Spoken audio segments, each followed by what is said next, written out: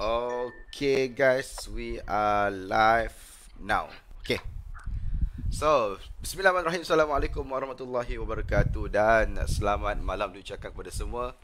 Hari ni hari ke-6, day 6 Lepak Talk hashtag 14 days PKP challenge dan saya bersama dengan Husaini Mustafa, okay, daripada Pencil Studio, dan tajuk kita akan sembang malam ni adalah freelance, reality atau fantasi. Yang mana tadi saya dah cakap dekat Husaini, malam ni kita kasih habis, kita kasih all out, kita cerita apa sebenarnya reality dalam dunia freelance ni, apa sebenarnya fantasi yang ada dalam dunia freelance ni. Kita tak ada sorok-sorok sebab kita nak anda tahu luar dan dalam berkenaan dengan freelance ni. Kita nak anda tahu. Dan kalau korang ada soalan, ada pertanyaan, malam ni korang tanya. Sebab kita punya master kat sini, orang yang mengatakan, boleh kata dia yang menjadi inspirasi saya dulu masa jadi freelance.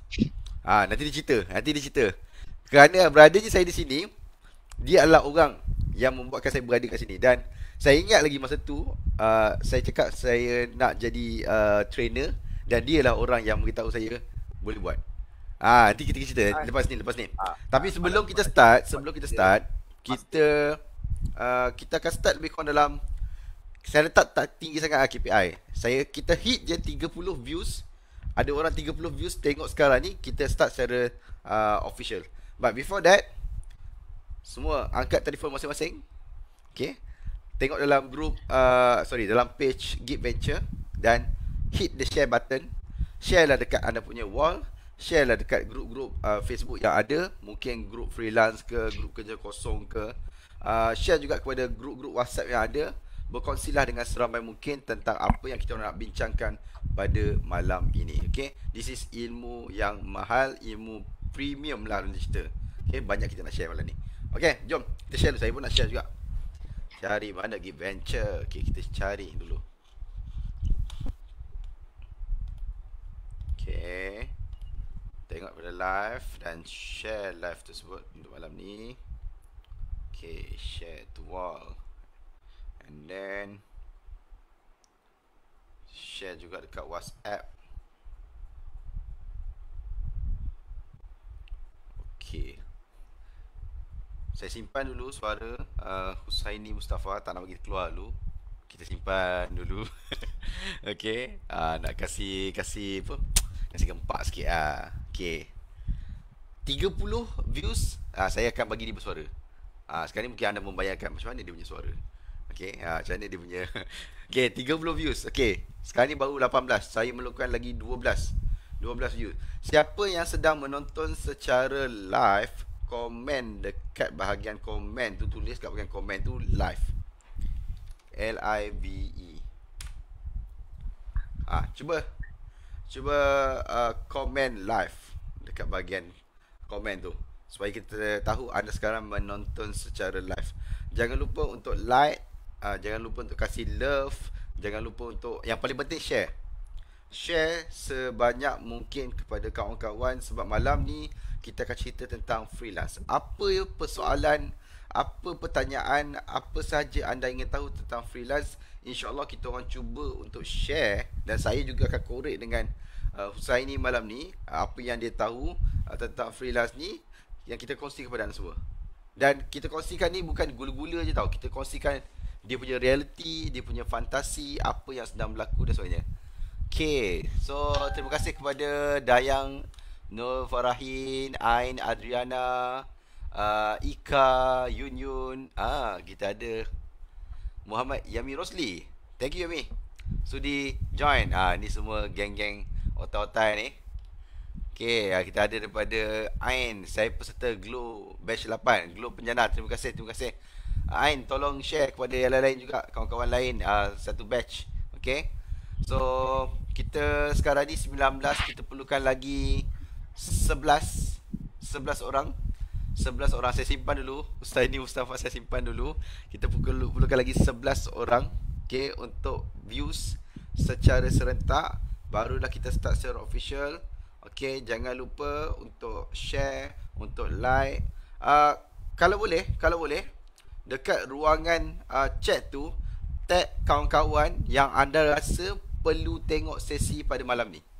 Especially kalau anda adalah contohnya peserta Globe Penjana ke, ataupun anda baru saja nak jadi seorang freelance ke, ataupun anda memang dah tengok dah contohnya macam video-video dekat YouTube sebagainya, tapi ada banyak pertanyaan. Bila tengok video, bila tengok cerita ke apa ke, ada banyak pertanyaan. So malam ni sesi untuk anda tanya. Okay, sebab tanya tu biarlah tanya pada orang betul, iaitu saya punya cikgu saya, okay, Husaini. Beliau akan menjawab, okay, menjawab apa itu freelance, apa realiti yang berlaku dalam freelance. Dia dah senyum-senyum tu. Dia tak sabar untuk cakap, tapi saya simpan dulu sebab korang belum lagi memenuhi kita punya standard. Okey lah tu, saya letak 30. Kalau sebelum ni saya letak 50 views baru kita start. Tapi tak apalah, sebab saya tak nak simpan lama-lama sangat, rugi masa. Sebab nak ambil masa daripada Husaini ni bukan senang tau. Dia memang busy punya orang. Cuma sekarang ni kurang sikit busy katanya. Okay, kalau tak malam-malam dia akan buat streaming PS4. Tapi lama tu tak buat. Apa cerita? Streaming PS4 out dah? Tak ada dah. PKP baru kot. Takkan tak ada? Oh, aduh, tak larat nak layan streaming tu. Tak larat ke PS4 dah buat? PS4 ada, dia main lagi tapi main untuk diri sendiri lah. Maknanya bukan untuk stream. Main untuk diri sendiri. Okay, so thank you. Kita dah 33. Okay, so kita boleh start secara official. Bismillahirrahmanirrahim. Assalamualaikum warahmatullahi wabarakatuh. Dan selamat malam saya ucapkan kepada semua penonton-penonton Lepak Talk #PKP 14 Days PKP Challenge. Yang mana challenge ni challenge untuk diri saya, dan juga kita buat challenge ni untuk memenuhi malam-malam anda di sepanjang PKP. Dan doa-doakanlah PKP bersambung lagi supaya ada lagi episod-episod lepas ni. Dan hari ni hari ke-6. Sedar tak sedar dah 6 hari saya dah bersama dengan 6 orang individu yang berbeza-beza, tajuk berbeza-beza. Dan malam ni kita bersama dengan saya punya Sifu Husaini Mustafa daripada PC Studio. Beliau merupakan dulu saya punya trainer, saya punya coach yang boleh saya cakap membawa saya ke dalam dunia freelance ni. Sebab dulu saya datang dengan zero, tak tahu apa. Even masa saya masuk kelas dulu, ingat lagi, blur-blur gila.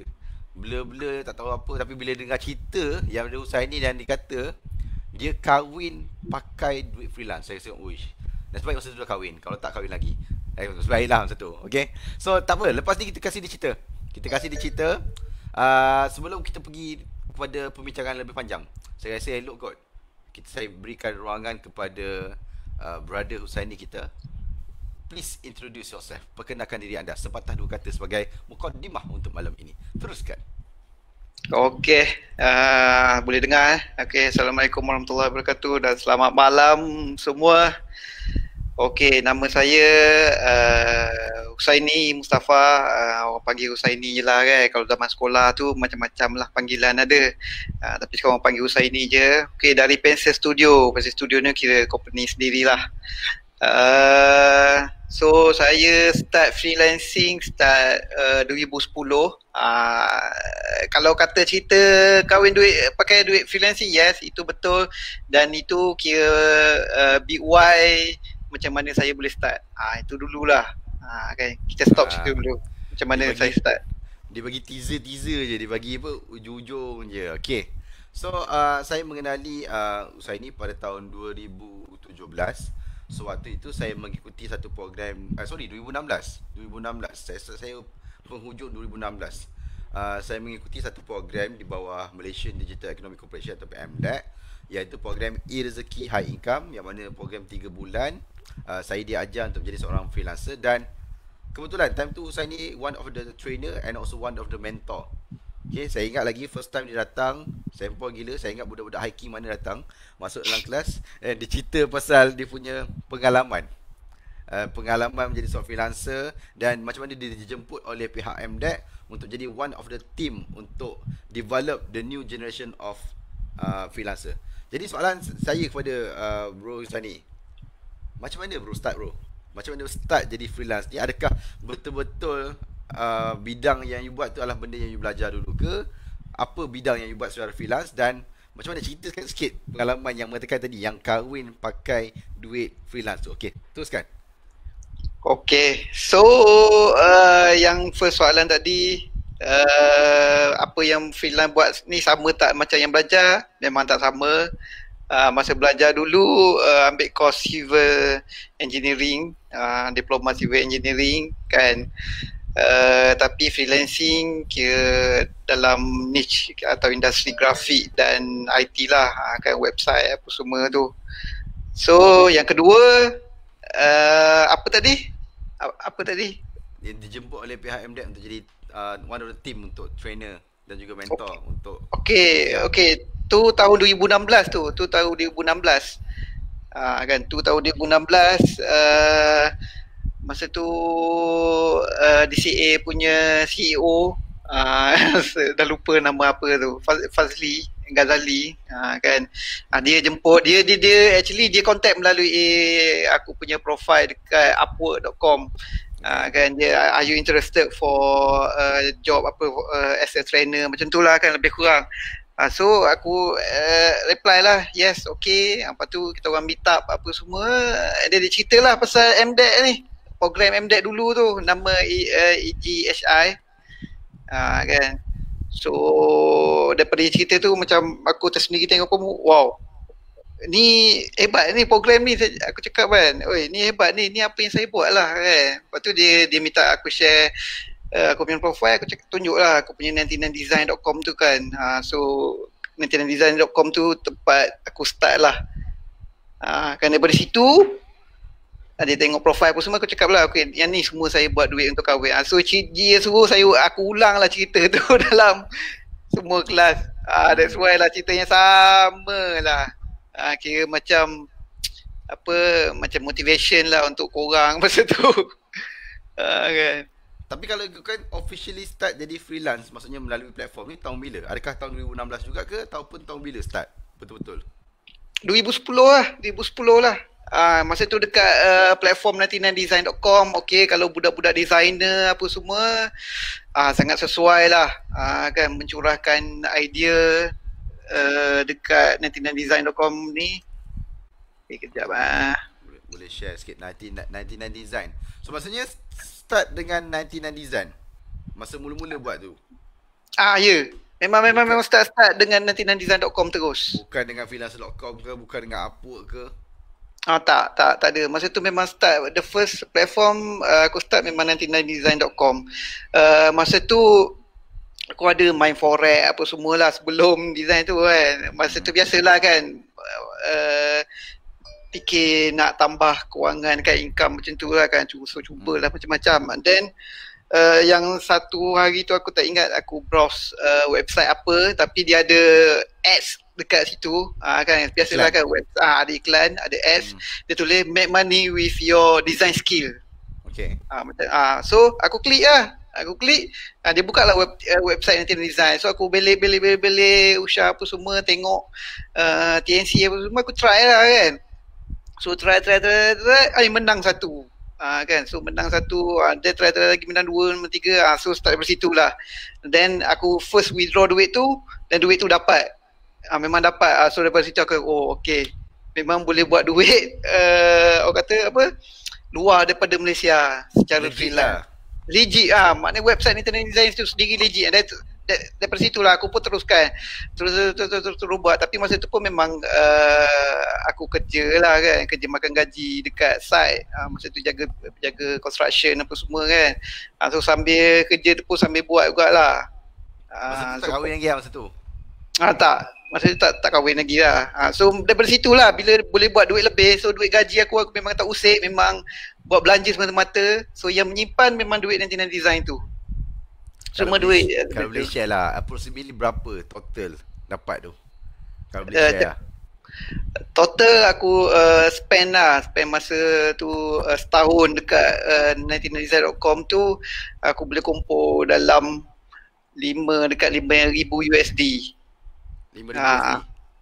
Dekat 5,000 USD. Masa tu tahun 2011 macam tu, dia punya currency rate 3 point something je, 3 lah. So dapatlah 15k. Dapatlah 15k. So 15k lah guna untuk buat kahwin ke macam mana ke? Memang buat kahwin, semua withdraw tu memang semua buat belanja kahwin.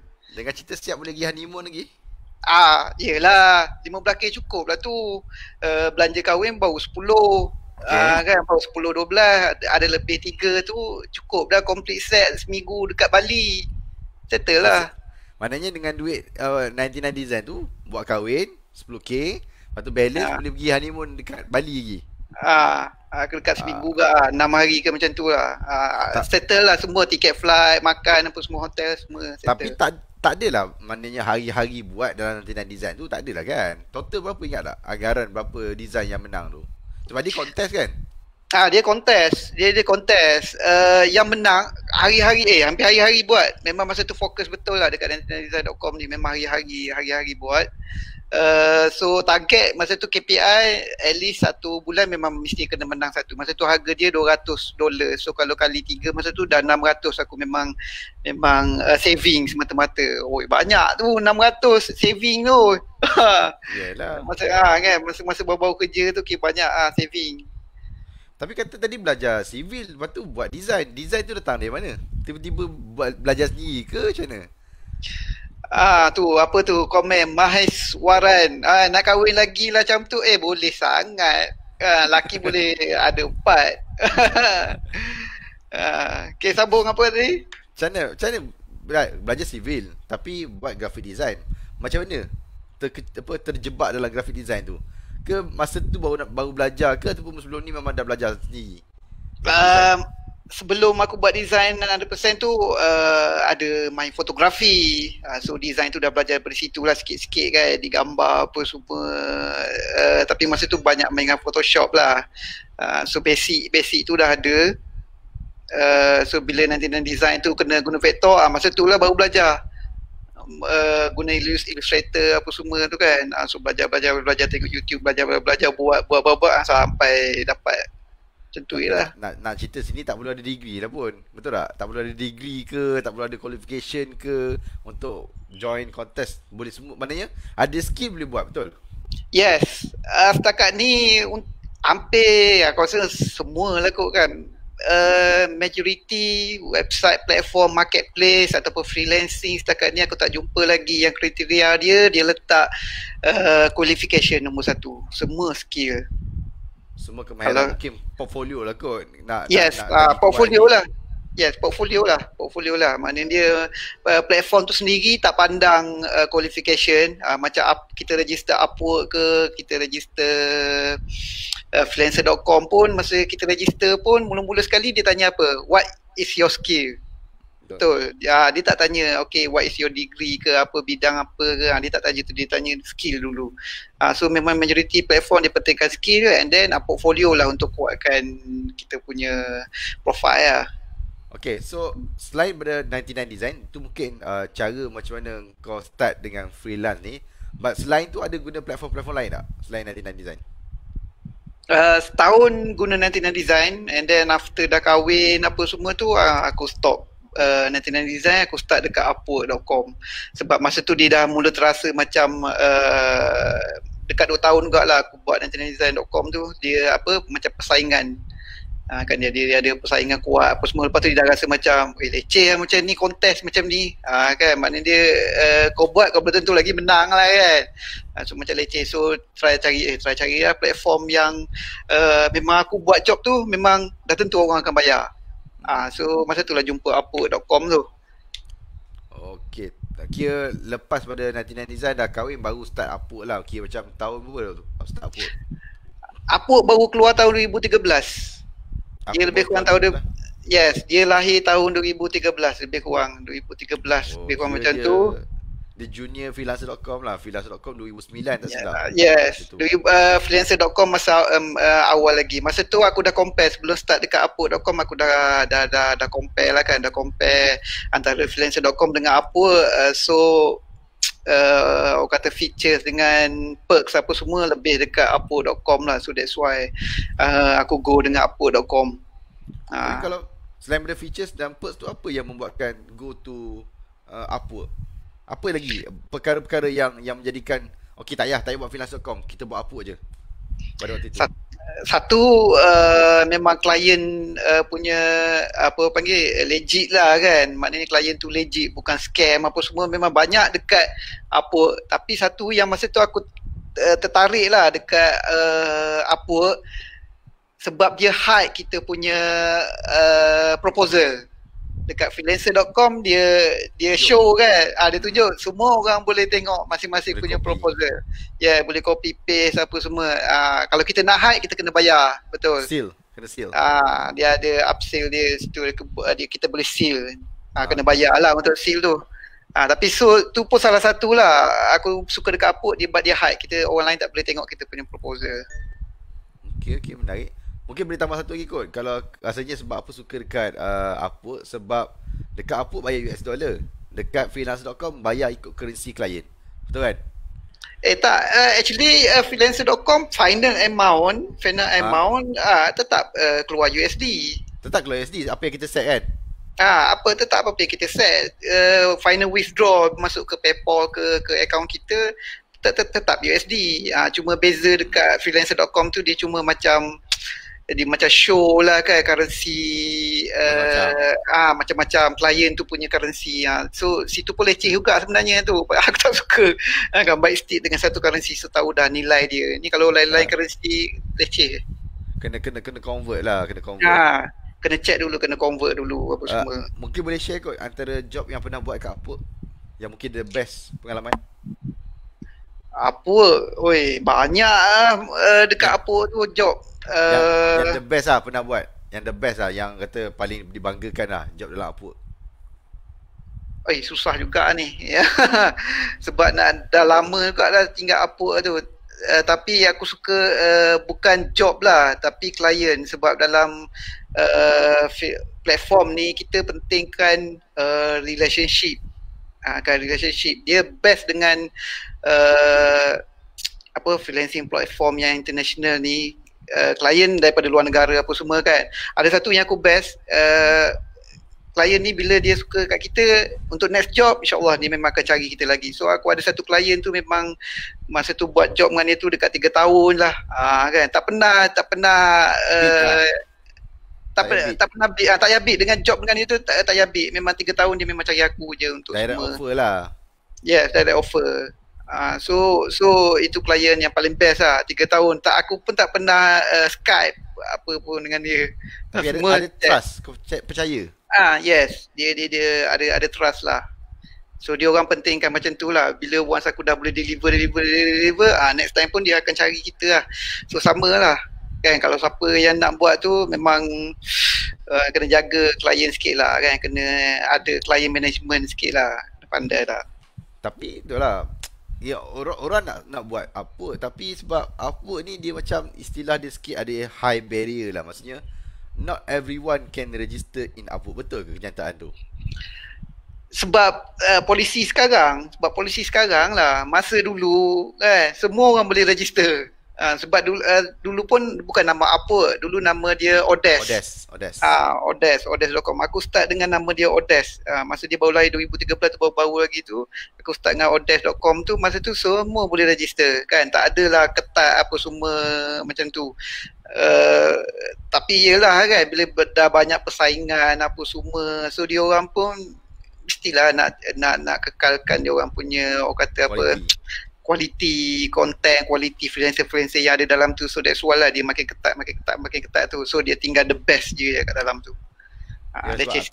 Pernah terbaca lah, dia only take top 10% lah, top 10% of freelancer dalam bidang untuk kekal dalam. Sebab currently pun sekarang ni pernah tengok juga Upwork, dia dah start flush tau. Mana siapa yang tak aktif, dia flush. Saya ingat satu perkara, dulu pernah dapat top rated, betul tak, dalam Upwork? Top rated tu apa? Cuba cerita sikit, sebab tak ramai dapat level dewa-dewa ni, top rated ni. Cuba cerita sikit, top rated tu apa? Top rated tu dia macam batch je. Kalau sekarang lagi macam-macam batch ada dekat Upwork.com tu, lagi power kan. Tapi dulu dia ada top rated je lah, satu je lah batch ni, nama dia top rated tu. Top rated tu maknanya dia kau boleh buat income, kan, income $1,000 ke atas USD dengan apa satu lagi, tapi yang aku ingat satu tu lah, dia kena $1,000 ke atas. So dia akan dapat top rated. Lepas tu yang lain-lain tu lah, maknanya kita punya rating apa semua tu, job score tu kena 90 ke atas apa semua, dapatlah top rate tu. Okay, so maksudnya kalau tapi sekarang ni apa okey ke nak buat sekarang ni? Nak buat? Okey. Okey, boleh buat. Cuma dia menjadikan kekangan kalau macam aku sendiri aku nak buat menjadikan kekangan dia punya token tu. Kan dia panggil token lah, kita panggil token. Token untuk kita bid tu. Itu yang menjadi Connect, kekurangan. Connect connect. dalam Ha. dalam apa dia panggil connect kan. So connect tu itu yang menjadi kekangan sekarang ni. Kalau sekarang ni free account berapa? 6 connect je. So basically kalau satu job 2 boleh bid 3 je sebulan. So Itu memang tak cukup lah. itu bukan ada yang ada kau post dekat Facebook yang kata dia dah tukar balik kepada regulation asal Yes. tu. Itulah 6 je. 6 ah. 6 je. 6 je. Bukan Kalau dulu tak 60 kalau ke? tak yes. 50. 50. 60. 60 kan? 60. Lepas tu dia turun kepada 30 ke macam tu. Lepas tu tak ada langsung free. Tiap bulan tak ada. Memang bayar. kena beli. Memang kena beli. Kena beli Okay. connect tu. Lepas tu ni yang terbaru dia tukar balik tapi 6 je. 6 dapat apa sebab dia bukanlah kalau macam freelance.com satu bid pakai satu bidding kan. Kalau apa dia tak pakai satu kan. Kadang-kadang 2 kadang-kadang 3. Betul. Sebab tu aku panggil dia token. Kan dia macam token lah kan. Ada game job mahal sikit kau kena masuk token lebih. Kan. Tapi tu lah macam kena keluarkan duit dulu lah. Ibarat macam modal lah. Yeah. Macam kita lagi kerja, kita kena isi minyak kereta, kita kena bayar tol. Lebih kurang macam tu lah. Okay, mungkin sedikit nasihat lah kot kepada yang baru nak start jadi freelance ni kan. Apa yang kena buat? Nak join freelance.com ke, nak join Upwork ke, ataupun just buat without platform in reality sekarang ni, kalau orang baru nak berkecimpung dalam freelance? Kena pelbagai lah. Kalau zaman PKP, kalau zaman yang sekarang ni kan, semua orang tahu PKP ni kena pelbagai lah, kena pelbagai. Tak boleh stick dengan satu platform. Mana platform yang boleh buat duit, buat duit. Ada yang aktif, maknanya kita kena aktif tu macam Upwork, macam freelancer.com tu kita kena aktif kan, kita kena aktif dalam platform. Tapi ada juga platform yang style pasif, macam Shutterstock apa semua tu kan. So aku pun adalah juga letak item-item produk digital macam tu sebagai stok. So yang tu lah kan, tambah-tambah apa semua tapi kena rajin sikit lah. Rajin sikit lah. Macam bro cakap lah, dia ada yang aktif, yang mana kita kena konsisten buat. Contoh macam Upwork, freelancer.com. Dan pasif, Envato buat tak Envato? Aku ada jual lah kat Envato tu. Kat Envato Market aku ada jual. Jual itu kat mana? Dekat dia Envato dia ada banyak pecah-pecah kan? Kalau yang gambar kat mana Kalau Graphic River. Bukan Graphic River, untuk grafik. Aku jual kat Graphic River. Okay. So, Kalau dia ada video Hive. Kalau gambar dia panggil Photo Dune kalau silap. Photo Dune. Photo Dune. Kalau Graphic River tu macam logo, poster je tu lah. Yes. Vector lah, vector item, mockup apa semua macam tu. Okay. Kita tengok sikit dekat chat ni. Okay, ada beberapa yang komen. Ni. Siapa? Hello Coach Sani. Hello Assalamualaikum. Apa khabar Lama lah pun ni pun kan ni pun salah seorang orang kata orang dalam macam mana kita panggil orang belakang tabir. Klik lah, kita punya klik jugalah masa program EJHI dulu tahun 2016. 2018. Ni 2018. Ni orang kuat ni. Siapa tu? Dia pakai nama samaran lah. Siapa? Irsyad. Yang mana Green Jaw tu? Green Jaw ni memanglah otai ni, Green Jaw ni. otai Bitcoin. Ni otai Bitcoin ni. Kan sembang blockchain bagi kat dia lah semua.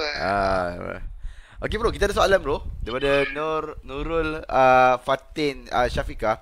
Saya nak tanya, Shutterstock Envato jual produk dia masuk tak cik? Nak tanya. Jawab, masuk ke tak? Ataupun apa strategi dia kalau pakai yang pasif ni? Okey, kalau Shutterstock ke Envato tu memang masuk kalau you punya produk hit. Kalau hit dia, kena je hit dia punya hit tu memang masuk. Kita ambil contoh lah kan Envato ni, Envato dia besar lah kan macam Coach Khairul cerita. Dia besar and then dia ada pecah-pecah dia kan.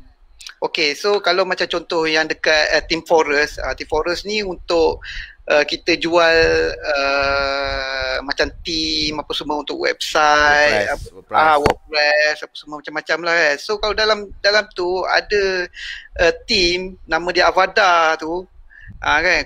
Memang dia punya sale saja kalau tak silap 1 bilion. Bilion. Kan.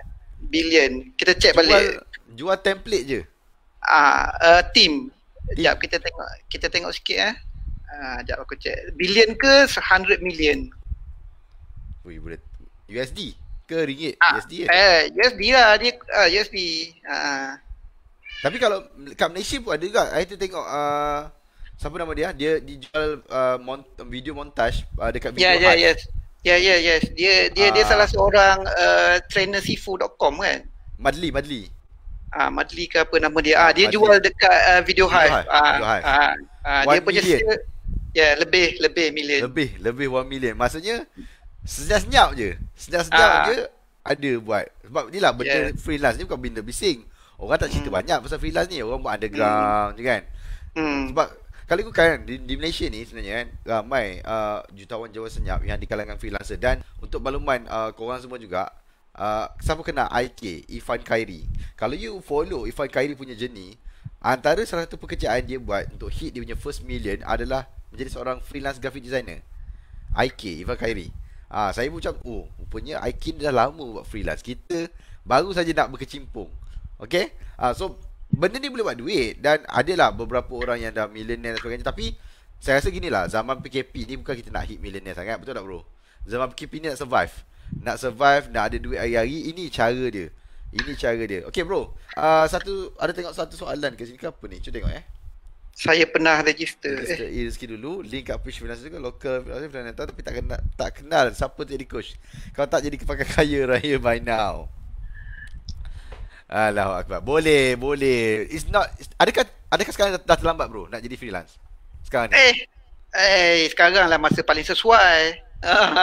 Sekarang lah masa paling sesuai. Cuma cabaran dia dekat situ lah kan. Maknanya platform-platform yang dulu awal dia best, tapi dia macam tak best. Tapi tak best sebab polisi dia apa semua. So benda-benda macam tu yang menjadi kekangan. Dengan persaingan tu standard lah kan. Apa industri pun kalau ada persaingan. Kalau ni kita freelancing lagi lah, persaingan seluruh dunia, satu global kita bersaing kan. So boleh kan, tapi dia jadi makin mencabar lah. Sebenarnya dia dah makin menjadi mencabar. Aku sendiri rasa lah benda tu dia mencabar sikit. Sebab dulu tak ramai orang buat. Betul tak? Even di Malaysia dulu tak ramai yang aware pasal platform. Even kalau tengok statistik pendaftaran dalam Upwork dan juga Freelancer.com dulu 5 tahun yang lepas, sewaktu MDEC mula-mula buat program, tak ramai pun. Kita boleh bilang dengan jari lah orang Malaysia. That's why saya rasa masa tu Fadli boleh jumpa Husaini dalam Upwork. Sebab mungkin tak ramai orang Malaysia yang earn dan boleh sustain dalam Upwork. Tak ramai. That's why macam cari-cari jumpa seorang. Dan sebab sekarang ni waktu PKP, masa ada, skill ada, kemahiran ada, saya rasa why not korang try jadi seorang freelancer. Macam tadi saya cakap, try. Don't put all egg in one basket. Jangan letakkan semua telur dalam satu bakul. Asingkan dia, buat banyak-banyak. Okay, ada soalan lagi? Mungkin kat sini saya tengok soalan. Adakah ada soalan atau review? Dalam freelancer ada beratus ribu freelancer dari pelbagai negara. So sebagai freelancer freshie yang tak ada review ni, macam mana nak survive? Adakah depend on rezeki? Boleh jawab bro. Macam mana sebagai seorang freelance baru nak kickstart dia punya journey sebagai seorang freelancer? Mungkin ada tips kot. Okey, mencabar juga kan soalan-soalan dia ni kan, sebab nak compare dia nak compare yang dulu dengan yang sekarang kan. So sekarang ni memanglah memang mencabar. Tapi kalau macam dia tulis situ, so sebagai freelancer freshie yang tak ada review ni, maksud dia review dekat platform. Kan. So that's why lah sebenarnya daripada review dekat platform tu kena start dengan kontes. Kontes ni dia tak perlukan review. Kan, dia tak perlukan review. And then dengan macam tadi, dengan passive income macam dekat Envato, Shutterstock, bubuh je dekat situ. Situ pun sebenarnya menjana income. Kan, jangan bergantung dekat satu platform. Tapi nanti hasil daripada macam Envato apa semua tu bolehlah jadikan portfolio juga dan masa sama. Dan sebenarnya penting kalau yang fresh baru ni nak start, portfolio tu lah. Portfolio tu kena kuat lah. bina Yalah, portfolio. cara paling senang untuk bina portfolio adalah melalui kontes. Tak kisahlah sama Yes, ada melalui 99 Design ke, dekat Upwork pun ada kontes. yes. Dan even kalau cerita pasal kontes pun, tak sebenarnya kontes yang related to design. Tak silap ada je kontes yang bukan design kan. Okey, ni siapa soalan satu lagi? Asro Syamri. Ni Ah ni. otai juga ni. Ini otai, ni website ni. Boleh kongsi tips nak dapat klien. Mohon belajar dari otai. Ai, Share. Mungkin kita orang newbie nak belajar ni. Okay, share apa tips. terbalik ni. Ni dia otai ni. Patutnya dia share ni. Next round kita tanya dia lah. Okay. Nak dapat klien. Oh, tu mencabar tu klien tu Mungkin kan. mungkin bro boleh cerita in perspective of platform dulu. Cerita pasal perspektif dalam platform. Macam mana nak stand out dalam platform untuk buat tu. Sama ada kontes ke ataupun job yang bidding pakai proposal ke, mungkin ada tips sikit. Satu memang profile lah. And then kalau macam freelancer.com tu start lah dengan kontes dulu.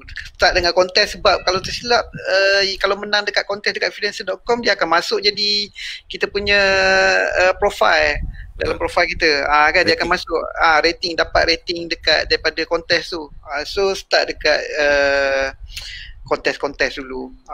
Kontes tu memang bergantung pada rezeki lah, tapi memang kena buat. And then jangan bergantung kepada satu kontes. Macam aku dulu dekat 99 Design, macam mana aku boleh buat 15k dulu tu kan. 15k tu satu hari tu 5 kontes aku join. Kan satu hari 5 kontes aku join. Aku belay dalam 99design.com and then submit. Kan, and then belay yang lain ada idea submit lebih kurang 5 satu hari. So 5 tu lah tengok yang mana okay, follow up, teruskan. Kalau yang tak okay, masuk konten lain pula. Macam tu. So macam tu lah nak kena buat kan. So kena konsisten lah, kena konsisten. Janganlah expect masuk sekali terus boleh menang.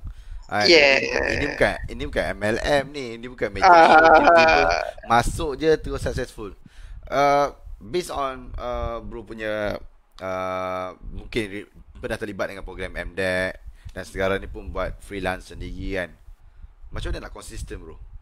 Selain daripada banyak buat beats, lepas tu macam mana nak konsisten? Macam mana, apa mindset yang perlu ada untuk kekal? Sebab sekarang ni dimaklumkan saya ni masih lagi menjadi seorang freelancer dan mungkin dah pergi another level, tapi how you boleh konsisten dari sampai sekarang tanpa kerja dengan majikan? Tak kerja dengan majikan yang setakat ni kan? Tak ada majikan ni dah 3 tahun lah. Masa yang daripada 2010 apa semua tu sampai last dengan program MDEC tu, maknanya dia ada majikan lah. Dia start daripada situ kira full time lah. Masa tu pun sebab sebenarnya actually terima kasih juga sebenarnya kan kat program MDEC tu, sebab aku sendiri pun jadi terinspirasi lah kan. Masa tu buat freelancing, kira part time, ada kerja juga, ada kerja tetap dekat site construction apa semua. Bila dah join program tu rasa macam aku rasa memang boleh buat lah kan. And then aku pun rasa macam walk the talk lah kan. Aku ajar tak best kan. So alhamdulillah lah sekarang ni buat. Cuma bila nak konsisten tu disiplin. Oh ya, aku sendiri jam disiplin ni. Kan memang jam disiplin lah. Okay. Satu perkara yang aku belajar tentang freelance ni, dia macam ni tau. Ini apa yang aku belajar dan apa aku tengok, apa yang orang buat sebagai seorang freelance. Dia start dengan sebagai seorang freelance. Maksudnya dia ambil short term work ataupun we call as short project. Lepas tu dia pergi another level, dia jadi seorang remote worker. Remote worker ni definition ialah dia ambil yang project long term. Project long term yang consistent sikit lah dari segi income. And then kalau dia nak betul-betul sustain, dia pergi satu lagi level, iaitu digital agency. So soalan untuk saya ni, macam mana tercetusnya untuk menghasilkan pencil studio, dan macam mana tercetusnya untuk hasilkan, boleh kita namakan sebagai agensi sendirilah, you own agency. Macam mana start, bila start, macam mana tercetusnya idea tu? Okay, startnya kira dekat 99design.com dah kan. Tapi masa tu sekadar nama macam apa, yalah nama profile lah kan. Sebab branding, kita kena ingat branding kan. So nak tak branding, nak tak nama ke apa, so cari idea dia, gunalah nama Pen Studio. Tapi masa tu sekadar nama saja kan, personal, orang kata online branding. dekat platform 99 Design. Start betul-betul kira fokus dekat 99 Design masa buat projek design logo untuk kontingen Pahang tu. Sukma tahun 2015 ke 2016, 2015 kan silap. Kan 2015 macam tu lah. Sukma tahun 2015 dekat Sarawak, kontingen Pahang dia nak logo baru. Kan reason dia sebab pengarah baru. Yang itu kontes ke memang projek terus? Projek terus, direct bid dia contact melalui email. Masa tu betul-betul kalau orang kata pernah tak rasa duit yang rasa macam terjelepuk jatuh Yes. Masa tu. Rezeki terjelepuk. Rezeki terpijak betul. Actually macam mana Majlis Sukan Pahang, SUPA lah kan, kita panggil SUPA, Majlis Sukan Pahang tu dia contact. Actually masa tu aku join kontes suka-suka lah for fun untuk pasukan bola Pahang. Pasukan bola Pahang masa tu dia tahun tu dia kena kutuk teruk lah kan. Cerita ni mungkin panjang sikit kan, harap boleh layan. Kena kutuk teruk sebab masa tu dia guna logo daripada Google lah kan, Google Image. Okay. Google Email, so kena hentam dengan netizen lah kan, fans lah kan, kena hentam betul. So adalah page keluar, submit logo for fun untuk kontingen pasukan bola Pahang. So aku submit satu, and then page tu share. So lepas share, lama tu selang 2-3 hari ada email masuk, kan, email masuk, biasalah kan, first time tengok email kerajaan kan, government dengan dia punya atas emblem dia, emblem apa semua kan, tengok biar betul ni kan, saya daripada ni cerita lah kan. Lepas tu dia minta nombor kontak, aku pun dia bagi nombor kontak, and then esok tu aku try, ya kot ni legit kot, try lah kot. Bukan scam lah. Lama juga dia fikir kan. Sebab dia kata kami ingin berjemput tuan untuk menghadiri mesyuarat bersama pengarah SUPA sebagai designer untuk logo pasukan kontingen Pahang. Macam tu lah ayat dia kan. Aku macam wow, biar betul macam ni kan. Scam ke apa kan. Tapi esok tu saya call. Dia bagi nombor call.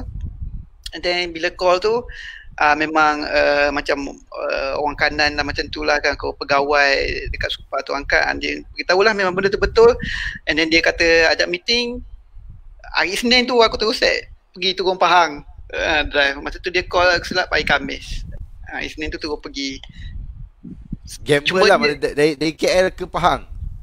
Gamble meeting. Aku pun masa tu lah nasib baik sebab masa tu dah ada profile dekat portfolio dekat nanti design apa semua tu, print buat lah kan, template sikit, bawa benda tu je, compile sikit, bawa benda tu pergi jumpa pengarah. Dia start Pencil Studio tu sebab daripada situ lah, sebab kerajaan nak bayar payment, dia tak nak akaun personal, dia nak akaun syarikat, akaun business. Tapi masa tu enterprise lah. Tak, masa tu memang tak ada register SSM apa pun. Tak ada langsung. Tak ada. Kan katalah Pencil Studio tu sekadar nama je dekat online kan, dekat platform apa semua. So masa tu lah rasa register lah. Aku pergi register lah, buat account apa semua, submit lah claim lepas dah siap kontingen Pahang, logo tu lah kan. Sekarang pun sampai sekarang logo tu masih diguna pakai. Kalau korang pergi jalan-jalan kat stadium dekat Majlis Sukan Pahang, boleh nampak lah logo tu, logo gajah tu. Ada logo situ. Ada orang tanya ni, boleh disclose ke? Mana boleh. Boleh lah. Berapa cik dapat Muhammad Zul Hazim, berapa cik dapat dalam projek logo Pahang lah. Tak boleh lah cerita bang, sorry lah. Pensi rahsia dengan klien. Tapi mungkin boleh cerita sikit lah pengalaman dealing with government ni lah. Sebab freelance ni bila kerja dengan government ni banyak cerita yang tidak enak dia dengar. So first project pun projek besar untuk Pencil dapat dengan government. So mungkin boleh cerita lah pengalaman sebagai seorang freelancer bekerja dengan government agency. Macam mana buat masa tu? Adakah smooth ataupun ada juga hanky-panky dia ke? Serius lah, memang alhamdulillah memang smooth lah. Memang pengarah tu pun memang sempoi, kan, alhamdulillah lah pengarah tu sempoi. Cuma biasalah kan masa first meeting tu dia panggil juga macam penolong kanan macam tu lah kan, pegawai dia juga perempuan kan, discuss lah kan, situ je lah kan, kelakar juga. Biasalah laki nak macam lain, perempuan nak macam lain apa semua, dia dekat situ je. Tapi masa tu pun aku memang tak tahu macam mana prosedur nak dia job dengan government, sepatutnya dapat LO apa semua kan. So aku main buat je. LO tak ada apa semua, langgar je, buat je. Pengarah tu tengok okey, dia bagi tahu nak macam ni, dia cuma bagi tahu saya nak gajah yang macam mana dia nak, bukan gajah yang masuk kampung, dia kata macam tu kan. Saya nak gajah yang moden dan remaja, lebih kurang macam tu lah ayat dia kan. Dia kata nak pakai untuk sukan Pahang. So aku pun balik tu buat submit satu dekat 10 design jugalah aku submit tanpa ada LO. Lepas tu baru member aku cakap, kau ada LO ke kau buat, nanti kan dia tak bayar. Tu lah, submit dia hilang macam tu je. Kan. Tapi alhamdulillah, nasib baik lah kan. Memang dia orang memang okey lah, jujur. And then melalui PA dia tu lah, pegawai dia tu lah yang deal, aku call mula-mula tu lah, semua aku submit dekat dia. And then dia pun, tapi satu-satu lah kan, pengarah tu komen, bila aku hantar dia komen, ini macam gajah ubat nyamuk, hantar yang lain. Ini macam gajah masuk kampung, hantar lah yang lain, sampai yang last itulah pegawai dia kata, okey ini memang pengarah suka dah, okey awak ajar sikit ni, okey try submit. Submit, final, dah siap dia kata, okey macam mana kita orang nak bayar. Baru dia orang sembang pasal bayar, aku pun baru tahu kena ada LO apa semua. So aku terus bawa quotation, padahal harga dah bincang dulu dah. So baru bawa quotation, pergi dia chop quotation, terus keluar invoice. So aku buat quotation dengan invoice sekali, bawa tu atas nama company PSS Studio. Masa tu lah bila aku cakap nak bayar, baru register. Baru pergi SSM, baru buka account bank, baru semua. Sebabkan oleh projek tu lahirnya lah PSS Studio. Baru lahir lah secara official dalam registration SSM. Okay, so bila cerita memang katalah memang tak makan gaji, memang buat sendiri kan. Dan terserah sekarang ni bukan saja PSS Studio kot. Sekarang ni ada beberapa lagi bisnes lain buat, mungkin boleh share selain daripada PSS Studio? Jap, kita tengok komen sikit. Maheswaran ni ada freelance non-taxable income kan, sebab income dari overseas tak payah bayar income tax. Best. Soalan dia bisa. Memang tax ni yes, memang satu isu juga sebenarnya. Kalau kita buat income dekat platform freelance international, macam mana tax tu? Macam mana kita nak declare tax? Actually kalau nak ikutkan, sebenarnya kena declare. Sebab dekat semua platform yang ada, Shutterstock ke, Envato ke, apa, kita sebenarnya kena macam buat pelepasan income tax daripada US punya income. Maknanya kita tak bayar tax dekat US, kita kena bayar tax dekat Malaysia. Yes, sebenarnya kena. Tapi kalau kena tax kat US, kita tak kena tax kan? Kalau dah kena tax kat sana. Tapi bila kita nak isi form majority, setakat ni form yang aku nampak, dia ada nombor dia lah kan.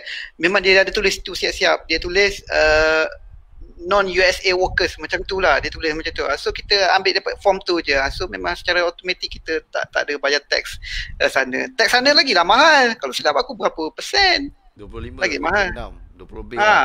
Lagi mahal. So, baik bayar tax Malaysia. Tapi pandai-pandai lah kan, kau orang nak lari ke tak declare. Aku pun berapa lama tak declare dulu masa awal-awal tu kan, slow sikit. Kan, sekarang declare. Sekarang declare. Kau dah tak berani nak terima live ni lah. Mana tahu kau SPRM tengok, kau dah tak berani nak terima live lah. Mana tahu kau ada SPRM ke. Sekarang saya declare, cik. Declare Tapi itulah, macam ada soalan tadi lah, tengok satu lagi soalan kan. Melibatkan bank, macam mana beli rumah, sekadar makluman lah. Macam mana nak jadi seorang freelance ni, kena slip gaji tak ada. Pernah bro buat macam buat beli kereta pakai duit freelance ke? Macam mana soalan dia tadi? Urusan bank. Sebab kena freelance kan. Kalau macam you bukan gaji, senang lah nak buat loan. Kalau freelance ni macam mana rupa dia nak buat loan kalau freelance? Kalau freelance itulah dia, kena declare income tax. Declare income tax. Kena ada SSM. Actually key point dia kena declare income tax. Itu benda pertama bank akan minta. bank akan minta kalau dia tanya kerja apa, contoh kata saya bekerja sendiri ataupun freelance kan, kalau dia tak faham bahasa cakap freelance, saya cakap saya bekerja sendiri, berniaga sendiri, dia akan minta income tax. Income tax check, benda tu dia akan minta mula-mula, dia tak akan tengok bank statement berapa ribu, berapa juta ke, dia tak akan tengok. Benda tu dia akan minta. Aku dah pernah. That's why kena declare. Kalau go full lah, kalau go full maknanya kita tak ada majikan apa makan gaji, itu benda wajib kena buat. Kalau tak susah lah. Memang bank takkan, susah nak lulus lah. Rasa memang bank takkan lulus. Memang bank tak layan kita punya. Kita macam peniaga lah. Kita macam peniaga lah freelance ni, betul tak? Ya. Macam peniaga kena ada profit and loss ke? Account. Kena ada profit and loss, kena ada account. So kena buat lah. Macam aku solopreneur, buat sendirilah account. Memang aku ada rekod lah kan, setiap every job yang dapat apa semua, proper documentation, proper invoice, proper accounting, semua buat sendiri lah. Pakai apa tu? Memang pakai Wave Apps. Sekarang dah tukar, start tahun ni pakai sistem lain sebab Wave Apps kan dia pun tengok nampak tak efek daripada dunia freelancing apa semua pun nampak. Wave App pun sampai dah tak terlayan dia punya local consumer dia sendiri. That's why dia tutup registration untuk orang luar daripada US dengan Kanada. Dah tak boleh pakai dah. Untuk new account lah, account yang lama still boleh pakai, tapi aku sendiri pun sebab alang dia dapat macam tu, aku terus pindah lah awal-awal. So aku dah pakai sistem. Sekarang pakai Deskera. Susah? Susah. Tapi kalau option lain, kalau yang senang, ada tak? Selain Wave?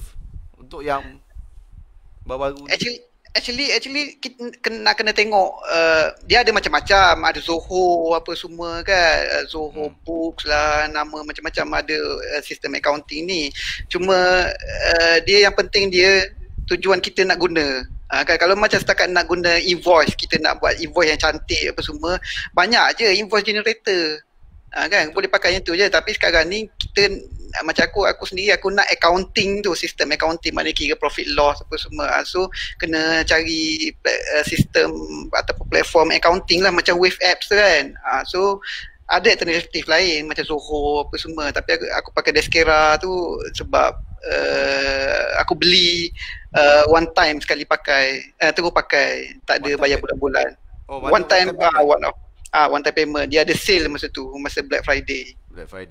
So sekarang ni selain pada Pencil Studio, rasanya macam ada a few lagi bisnes lain, mungkin boleh share? Kalau bisnes lain, printing lah, printing t-shirt lah. Kan, siapa-siapa nak buat printing baju boleh, sebab yelah aku memang buat graphic design, boleh design baju, sublimation apa semua. So ada bisnes printing juga. So nak baju boleh follow Garrett Apparel. Akan promote sikit website, insyaAllah dalam proses pembikinan website Garrett Apparel akan siap tak lama lagi. Sebenarnya dah lama dah tertangguh, biasalah web sendiri tak siap-siap, buat orang lain dulu. Buat orang lain dulu. Tak, maksudnya sekarang ni web pun buat juga, design buat juga, web buat juga sekarang ni. Memang still buat design still buat, cuma aku tak fokus sangat dah ke arah graphic design. Kalau graphic design pun aku kekal dengan design UI UX je, mobile UI UX aku kekal dekat situ. Maknanya macam dulu aku ada buat flyers, ada buat logo, kan dah tak buat lah. Logo pun aku buat macam member request macam tu je, buat je. Macam mana boleh migrate tu daripada bidang design ke bidang web? Macam tak ada kena-mengena sangat, jauh tu. Macam bila start migrate tu? Tu pun memang asalnya memang buat web, tiba-tiba buat design, lepas tu kembali balik web. Cerita dia web tu memang dah ada buat dah kan, dah ada buat dah sebelum ni apa semua, tapi macam tak fokus sangat lah kan. Macam teknologi masa tu pun, WordPress dulu pun lama apa semua kan. Tapi memang dah minat dah dekat situ. Cuma masa tu design tu buat yang mana orang kata fast job. Kan, fast job, fast money. Sebab masa tu pun kira makan gaji kan, kira nak duit yang cepat, fast money macam tu je lah. Tapi bila dah full ni, aku fokus dekat web dengan IT apa ni, sebab yelah yang ni orang kata sustainable sikit lah dia punya income tu. Kan, maknanya dia sebulan buat 2-3 website apa semua macam tu ke. Ada orang tengok lah kan, ada orang boleh buat sampai 10 apa semua, tapi macam aku sendiri paling banyak pun 5 website kan, sebab memang buat buat passion kan. So memang buat betul-betul. Buat seorang ke? Ada team, ada staff sekarang? Itulah yang tengok jenis job lah kan. Macam kalau job development apps apa semua tu, aku bukannya pakar kan. So collaborate lah dengan developer yang lain. Kan. Collaborate lah. So aku fokus lah buat design dia, design apps tu. So kalau graphic design Adobe SD pakai apa? Buat aku pakai Adobe XD. Adobe XD. Adobe SD. Senang. Antara option lain kalau boleh pakai boleh cuba Figma, boleh pakai boleh pakai Figma, boleh pakai Sketch. UI UX is a part of graphic design. Dia bukan IT. So kalau orang kata saya nak belajar UI UX ni kena tahu coding tak? No. Tak payah belajar coding. Dia design, dia adalah design tapi kena faham lah fundamental user experience tu sendiri.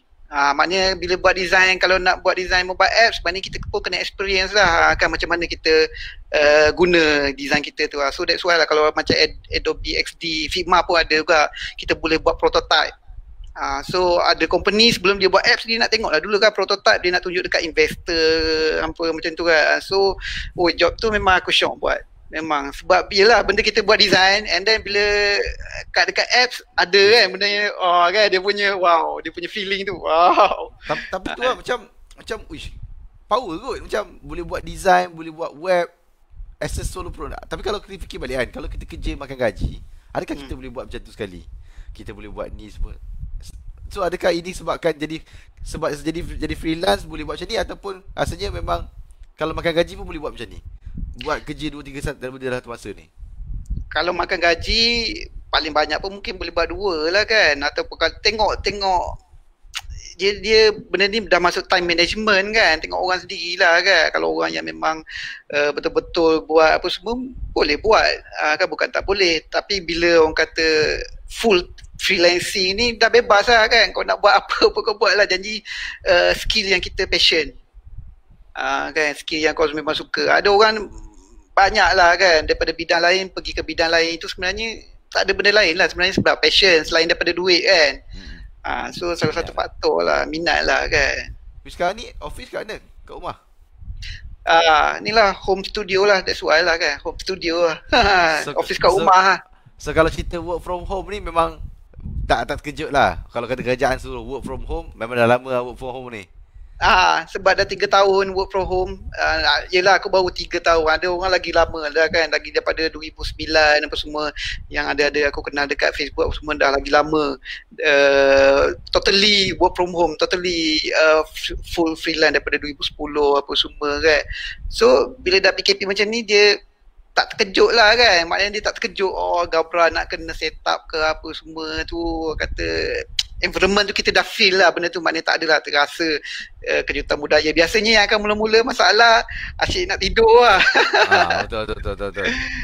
Kan. Tapi boleh buat lah. Boleh buat kerja dari rumah tu, boleh buat maksudnya? Boleh. Kenapa tak boleh kan? Boleh, cuma yelah ada orang dia bila dia bekerja dari rumah, anak pun semua tak boleh nak hantar kan.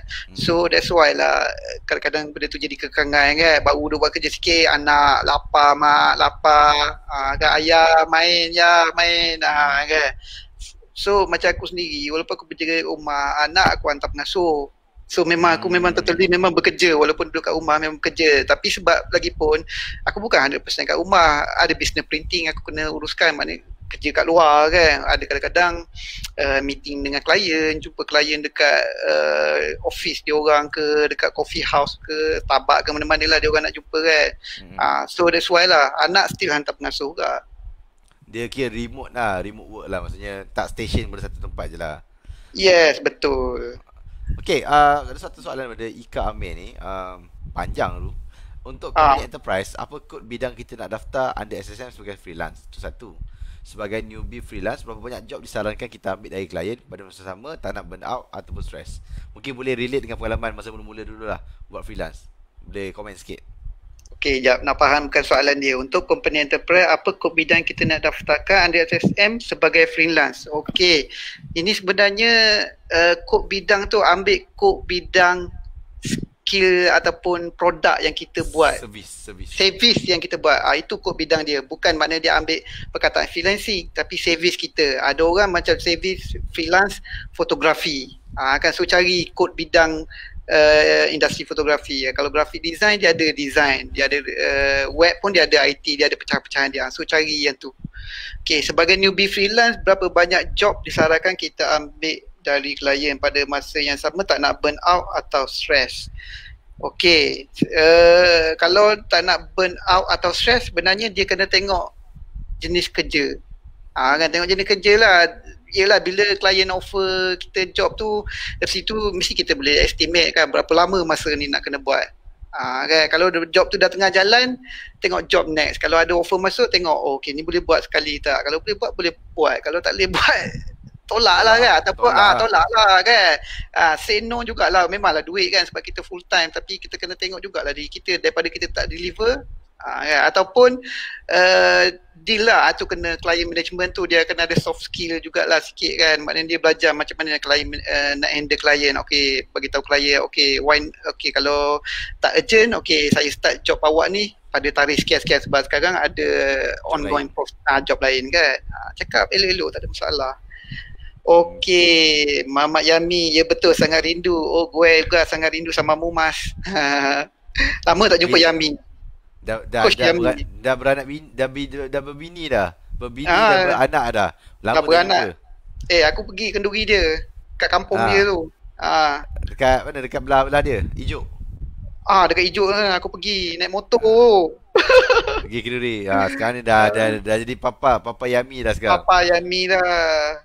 Bro, satu soalan kat sini tengok. Kontes dalam Freelancer.com mungkin sama kot dengan 99 Design.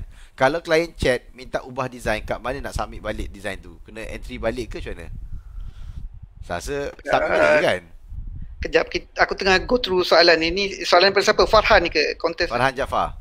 Okay, kontes dalam Freelancer.com, kalau klien chat minta ubah design, kat mana nak submit design tu, kena entry balik ke? Yes, kena entry balik. Entry balik dan mention. Biasanya mention dekat chat lah. Sama kan? 99 Design sama je kan? Sama je, submit je balik. Tapi 99 Design dia ada macam public clarification board tak ke bawah tu? Kalau macam freelance.com ada public clarification board yang mana kita mention klien tu.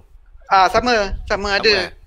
Tapi masa 99design.com dulu aku buat, tak tahulah sekarang, aku pun lama tak buka 99design.com kan, ada ke tak orang buat macam tu, letak komen. Masa aku dulu tak ada pun orang letak komen apa semua kan. Okay, please check my ni, please check. Tak adalah nampak sekarang macam ada.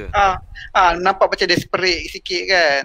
Tapi actually kita just letak je submit. Dia key dia jangan desperate dekat satu kontes tu. Submit kalau klien macam aku buat dekat Nature Design macam tu lah tips dia. Buat okay, submit and then tengok dulu respon untuk next day. Kalau tak ada, okay, terus go move ke next contest. Move forward. Kalau yang tu yang tak ada komen, tinggal. Kalau ada rating bagus, okay, follow up. Hantar lagi dia nak minta ubah ke apa semua, okay, ubah lagi kan. Kalau yang komen rating low 1 bintang, terus tinggal. Buat kontes lain. Bro, nak tanya pendapat lah. Sekarang ni kan dengan kehadiran tools macam Canva.com kan, kita ada tools lain yang boleh buat design. Sebab aku pernah ada seorang student lah yang aku ajar kat UiTM Macang. Dia menang kontes dalam Freelancer.com, 200 Australian dollar lah, lebih kurang dalam RM600 macam tu lah. Dia design pakai Canva. Pakai Canva, menang. So in terms perspective of designer, adakah ini disrupt market design ke atau macam mana? Ganggu market design? Tak ada lah. Apa pula nak ganggu rezeki dia lah, menang kan. Maknanya dia klien tu pun macam open lah kan. Open, dia tak kisah platform dia pun mungkin tak ada bagi tahu pun dalam description dia ataupun contest brief tu no Canva contoh macam tu kan. Dia tak ada mention. So dia nak design mata-mata. Kalau dia dah menang, rezeki dia lah. Tak adalah mengganggu sangat pun. Tapi sebab kalau submit pakai PNG kan?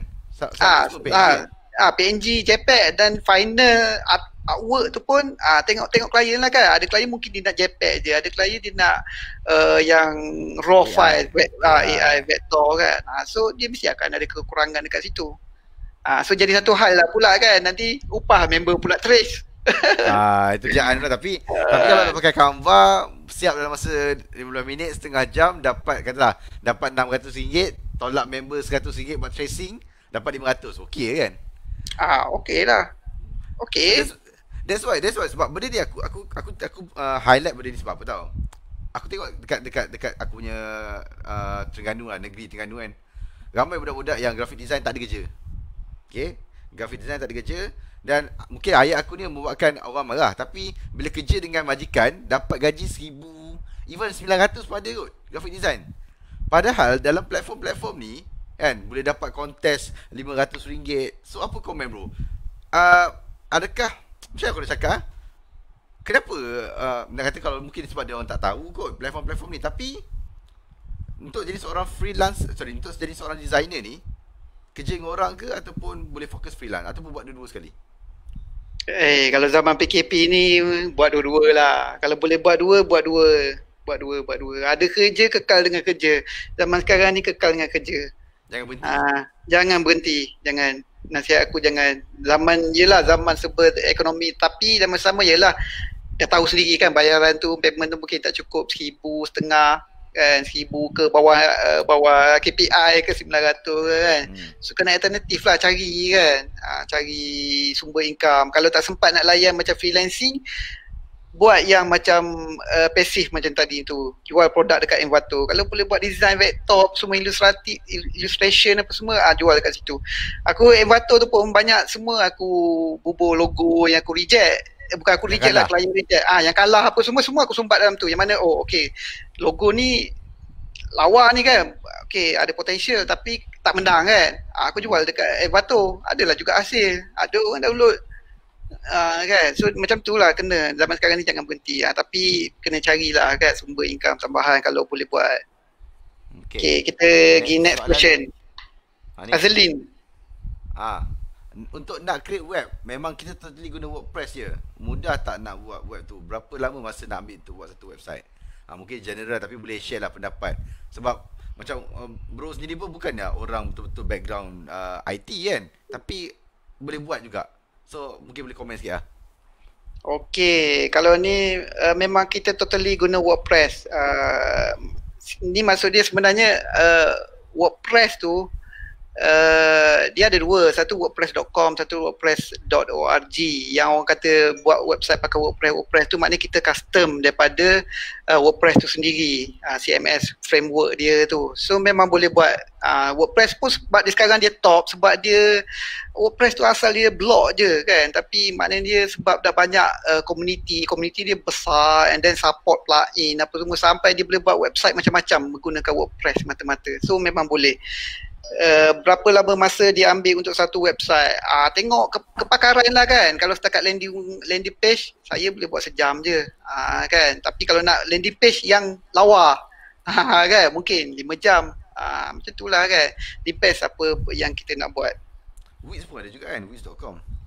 Wiz.com, tapi wiz.com sama lah macam wordpress.com. Memang limitation lah, dia ada limitation lah, maknanya kau nak lebih kau kena bayar. So kalau nak buat website yang betul-betul puas hati, memang kena build sendiri, pakai domain from scratch lah. Tapi WordPress tu kira bukan from scratch lah, kira separa scratch lah kan, separa scratch, sebab dia dah ada framework.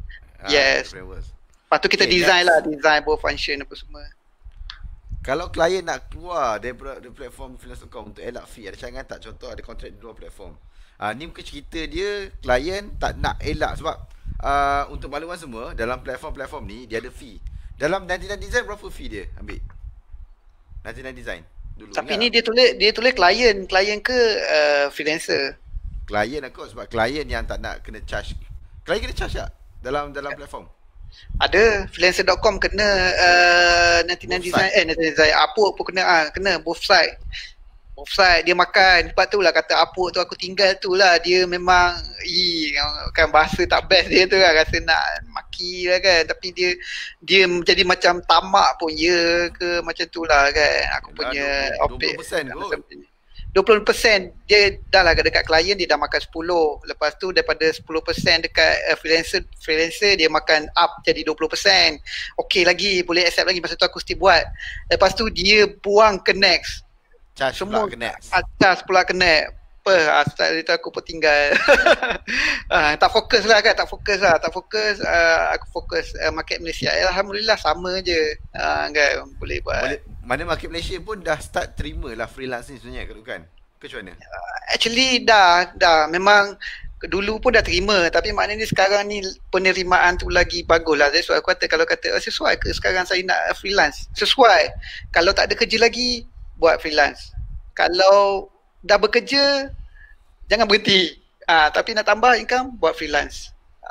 Kan, sebab penerimaan tu dia dah besar dah lah kan. Kalau cerita dekat orang tua, memang lah tak adalah orang tua tahu kan, kita balik kampung apa semua kan, orang tua tanya kerja apa, saya freelance. Orang tua pun tanya kan, menatang apa freelance tu kan. So orang pun tak tahu. Tapi penerimaan secara orang kata market Malaysia ni memang dah okey lah. Tapi Boleh. bila jumpa klien, penerimaan klien Malaysia, local klien, masa approach klien tu, approach sebagai seorang individu freelance ataupun approach sebagai satu syarikat? Depends on client. Depends on client tier.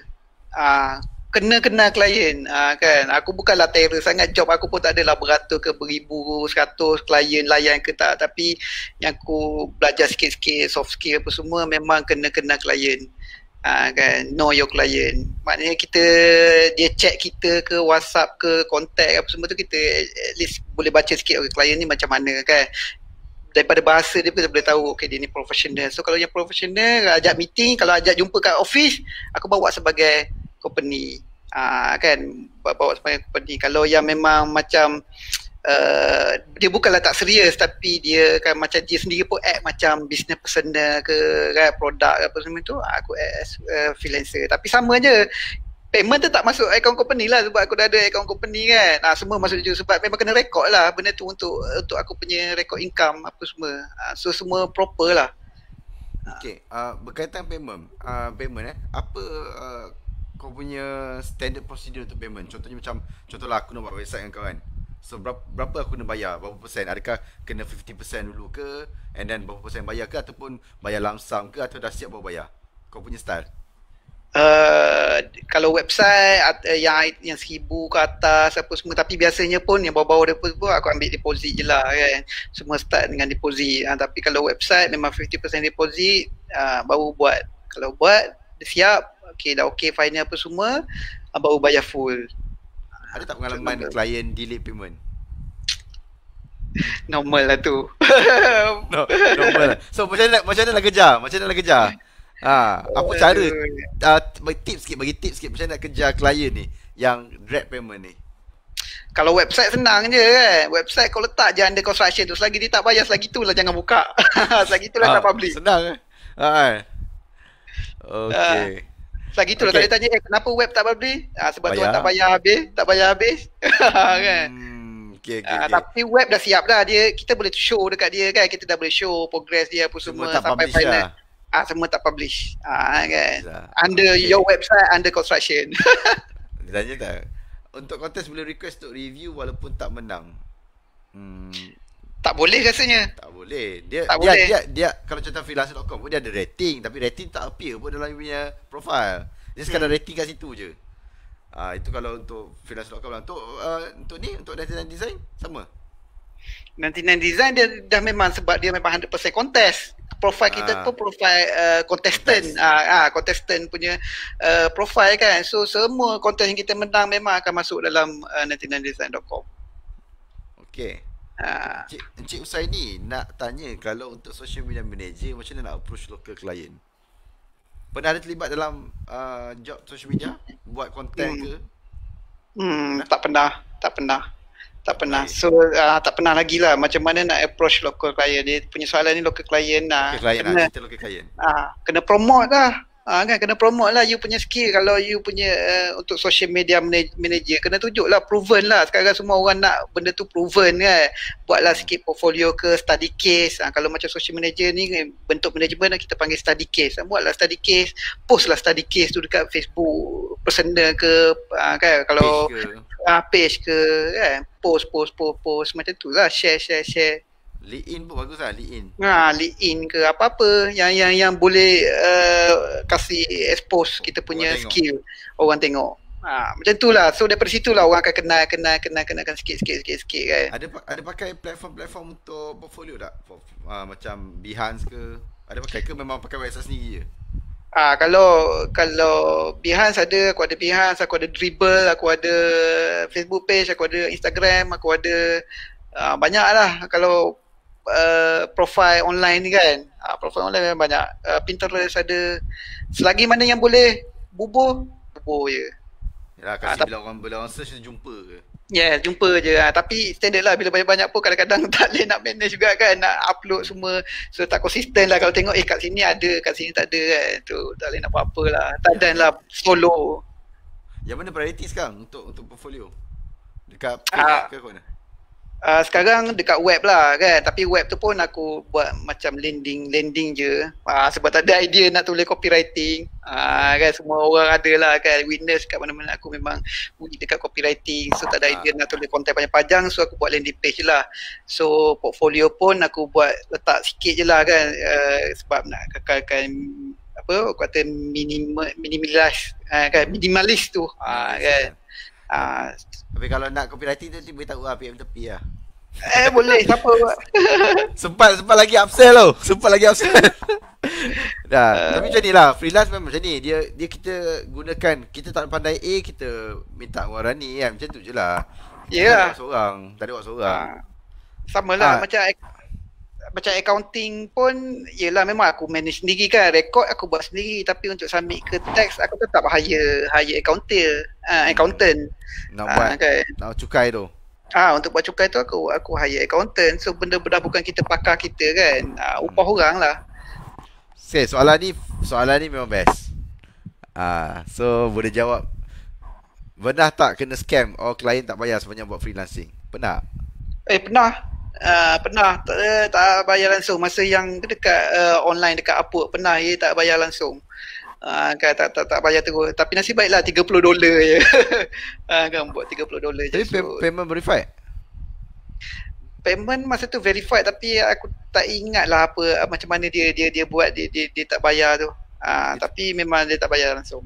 Kira duit dia tak masuk dalam escrow lagi kot. Macam tu lah lebih kurang kan. Tapi tu senyap tu aku pun lantak pi lah kan. Redor lah $30 kan. Yuran kebodohan lah. Tahu tak apa, yuran. Okey, dah sejam suku sebenarnya kita bersiaran live ni kan. So sekarang ni dah jam 10.50. Sedar tak sedar? 10.50 dah. Oh, dah dekat ke sebelah dah pun. Sembang punya sembang macam ni lah. Sebab bersembang. Tapi best lah, soalan-soalan daripada korang, terima kasih. Di atas soalan-soalan, mungkin saya boleh buka 2 ke 3 soalan lagi, short soalan nak tanya sebelum kita tamatkan kita sesi pada malam ni. Okay, dan lepas ni pun saya akan bertanya juga dengan Coach Husaini lah. Coach juga sebenarnya, tapi dia undercover. Okay, dia busy sangat buat job dia, dia tak sempat nak buat kan. Okay, so nanti kita akan tanya juga tips-tips ke apa ke. Tapi sebelum tu mungkin ada lagi 1 ataupun 2 soalan nak tanya. Okay, kepada bro Husaini kita. Tapi itulah, reality ataupun fantasi. Boleh buat duit bro, freelance kan? Boleh buat duit kan? Boleh, bukan fantasi. Boleh, kalau kata boleh buat duit tak dengan freelancing lah kan, keyword dia freelancing. Boleh tak buat duit dengan freelancing? Boleh, bukan tak boleh. Boleh. Fantasi ke reality? Memang reality. Kalau kata kaya dengan freelancing, memang boleh. Tapi yelah kan, benda ni satunya rezeki, satu lagi hard work. Kan semua tu berkait lah. Macam aku pun dah buat lama pun, aku sendiri pun tak boleh declare aku berjaya dalam freelance kan. Sebab tak pernah achieve pun 1 million. Kan apatah lagi 1 billion macam Avada punya company tu. Kan dengan satu team tu saja dia sale 1 billion. Apatah lagi macam tu. So penghalang dia macam tu lah kan, disiplin, konsisten, apa semua. Kadang-kadang pun aku pun banyak main game je kan. Tapi itu best jadi freelance. Kalau kerja kerjaan tak boleh main game. Memang tak boleh. Aku rasa stres je kan. Terus on lah kan. On lah balik streaming. On lah balik. Dia aku stop streaming sebab tu lah kan. Sebab streaming ni yelah kan, kita kena konsisten. Dia streaming ni sebenarnya kalau orang yang tengok orang buat stream game apa semua kan, dia orang tu sebenarnya bekerja. Dia orang tu memang freelance. kan, freelance gamer kita. Itu Memang gaji income dia orang. itu gaji dia orang kan. So benda tu bila dah buat panggilan dia kerja, kena konsisten. So samalah kan, malam aku nak kena melayan, buat stream apa semua game, kadang-kadang sampai pukul 1, pukul 2. Lepas tu esok sambung kerja, buat web apa semua, ke buat design apa semua kan. Malam nak sambung lagi. Kan sebab dia Facebook dia ada KPI dia. So dah tak terlayan kan, sampai kacau waktu kerja. Kan bangun macam ni, tengok web pun berpinau pinjam mata. So that's why lah aku So stop lah.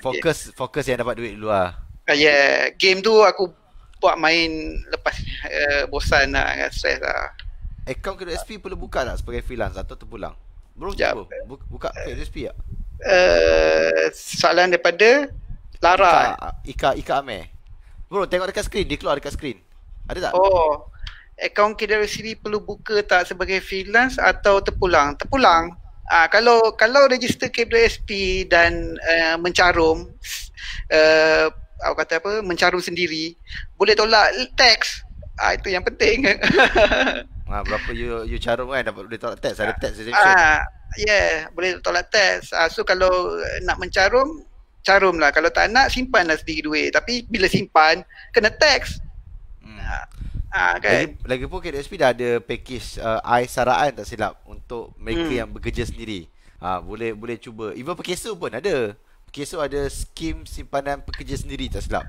SSPM lah, SSPM lah. Tapi sekarang ni untuk makluman lah korang, sebab kan gig ekonomi, sebab freelance ni dah jadi satu benda yang normal dalam masyarakat kita. Kerajaan dah mula take serius dah. Kalau dulu, ingat bro, zaman mula-mula kita join program MDET ni, safety net memang out masa tu, ingat? Nak buat loan susah, tak ada KWSP, tak ada sok-sok, tak ada. Tapi sekarang dah ada dah semua. Kerajaan dah tengok dah. Kerajaan dah berikan panggil tumpuan lah kepada, we call as gig worker lah, pekerja-pekerja gig dalam sektor gig ekonomi ni. Okay, apakah mindset? Okay, satu lagi soalan terakhir kot, mungkin soalan terakhir sebelum kita pergi pada sesi penggolongan. Apakah mindset yang betul bila migrate daripada makan gaji ke full time? Bro, macam mana? Mindset ni alamak. Aku nak sembang bab mindset ni, yelah takut. Yelah kita sendiri pun kadang-kadang mindset ni ada, tapi kita sendiri tak buat kan. So satunya mindset dia, benda bukan mudah. Kan, benda bukan mudah. Kalau dah halalan nak buat, memang buat daripada makan gaji ke full tu dia tulis daripada makan gaji ke full time gaji, silap kot. Full time freelance kot. Kan, maknanya nak buat full time freelance, disiplin lah kan. Mindset dia disiplin dengan benda tu. Bukan kalau yang macam baru nak, terutama yang baru lah, kalau yang baru, benda ni freelance ni dia marathon. Dia memang marathon. Kan, so kalau baru-baru start ni rasa macam orang kata susah ke apa semua, tak ada job apa semua tu, memang yes, kan, memang susah. Nak hit the, orang kata the first job is harder than the next job. Okay, cik, betul ke? nak pecahkan telur ayam tu. Telur ayam tu memang nak pecahkan telur ayam tu memang susah. Kan, macam aku dekat 99 Design aku pun aku buat 3 bulan. Tak ada apa-apa menang apa semua, tapi sebab yelah masa tu aku kerja kan. 3 bulan aku duk buat tengok design orang, macam mana buat ni. Aku buka YouTube. Kan, okay, buat macam ni, praktis. Lepas tu ubah design, kan, next design. Kan, aku masih ingat lagi design pertama yang aku join kontes 19design.com tu. Kan, masa tu kontes untuk design logo company buku ke publisher ke macam tu, something education lah kan. Aku buat gambar bulat, aku bubuh cermin mata, aku bubuh gambar senyum. Settle. Masa tu tak kerti apa. Berapa lama buat logo tu? Aku buat pakai Photoshop. Aku pun tak ingat berapa lama lah kan. Tapi buat logo pakai Photoshop. Ini salah di sisi undang-undang ni. Tapi maknanya nak kata masa tu memang tak ada skill, tapi cuba buat kan. Okay, lepas tu bila tengok orang lain punya logo apa semua, lawa macam mana dia orang buat. Okay, masa tu lah baru buka YouTube kan, how to make logo. Okay, kena pakai Adobe Illustrator. Baru pergi cari software Adobe Illustrator apa semua, install, baru belajar cari tutorial. So memang kena sentiasa belajar lah. That's why lah kalau macam daripada satu ke satu bertukar-tukar tu, tak ada masalah. Kan? Kita tak, yang penting mulakan lah, yang penting start. Mula, yang penting buat. Rasa nak buat. Okay, so mungkin sebagai penggulungan untuk sesi malam ni kan, dan mungkin related juga dengan soalan daripada Lara Suzanne ni, Encik Usaini, ada tips tak nak berjaya jadi freelancer? Jadi saya gabungkan soalan dia, dua soalan lah. Satu, tips untuk mulakan menjadi seorang freelancer, dan kedua, tips nak berjaya jadi seorang freelancer. Okey, ini sebagai penggulungan sesi kita pada malam ni. Silakan bro. Macam mana? Satu, nak tips nak berjaya Nak jadi mula, freelancer. nak Nak kita mula. nak mula dulu, lepas tu baru macam mana nak berjaya. Okey, satu nak mula. Nak mula satunya macam mana nak mula, kena ada skill lah. Kan asas skill. Skill digital. Dia penting dia kat sini skill digital. Kalau skill yang melibatkan fizikal tu memang kita tak boleh lah nak buat freelance kan, dan market dia akan terhad lah. Kalau yang digital ni kita boleh go global. So cari skill yang you memang boleh buat. Kalau tak boleh buat, yang minat. Kalau minat, ya lambat sikit lah kan, sebab kita nak kena start daripada Upskill, bawah. reskill. Nak belajar apa semua. So lambat lah tu yang jadi marathon tu. So macam aku tadi lah kan, daripada fotografi, ada daripada civil lah apa semua tu. So marathon lah panjang dia. So kalau boleh dah ada skill. Kalau dah ada skill, asah skill tu pula. So buatlah portfolio apa semua, join contest, buat study case apa semua, buatlah macam-macam. So macam tu lah macam mana nak start. Kalau boleh, kalau dah ada kerja, start dulu dengan part time freelance. Kerja tu full time kan. Freelancing tu part time, buat time ada masa buat. So lepas situ latih. So dekat situ lah berlatih macam mana nak manage client kan, manage payment ke, manage job. So daripada situ sebenarnya belajar tu. Okay. Berjaya? Tips nak berjaya? Alright, yang berjaya ni susah sikit sebab aku pun bukan kategori berjaya kan. Honestly aku belum berjaya nak hit 1 million dalam betul-betul freelancing ke apa semua, tapi tak tahulah kalau kira total lah kan. Kalau kira total daripada 2010 dulu tak tahulah memang dah yang hit ke tak kan, tapi aku tak tengok lah daripada yang panjang, aku tengok yang kira sekarang kan. Kalau nak kata berjaya tu susah sikit question dia, tapi kalau konsisten macam tu lah, kena disiplin lah.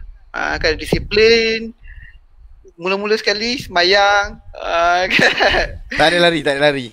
Tak boleh lari kan, ingat kalau ayat dia kita ambil macam mana nak berjaya, mula sekali sembayang. Kan, bukanlah nak kata aku ni warok ke apa semua, tapi benda tu memang betul sembayang. Benda-benda yang macam tu sebenarnya related sebenarnya kan, sembayang, sedekah apa semua tu sebenarnya tu proven related.